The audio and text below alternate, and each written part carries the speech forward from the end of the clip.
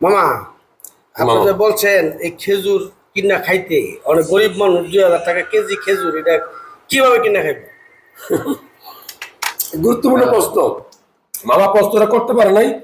আমি বলছি যে যাদের সেক্স পাওয়ার কম, হরমোন কম, বাবা হয় না, সংসার টিকে না, তাদেরকে বলছি এই খেজুরটা ডেইলি 2-3টা খাবেন নিয়মিত, তাদের হরমোন বাড়বে গ্যারান্টেড।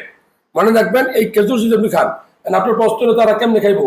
যার সন্তান হয় না, যার ঘরে বউ থাকে না, যার তার কাছে পৃথিবীর কি কাম আছে? আর যে সেক্স পাওয়ার বাড়াতে যে ওষুধটা আপনি খাবেন, যে ডাক্তার আপনি দেখাবেন, ডাক্তারের ভিজিট, ডাক্তারের টেস্ট, ডাক্তারের ওষুধ কত যায়, কিন্তু ওই ওষুধ কাজ করবে গ্যারান্টি না।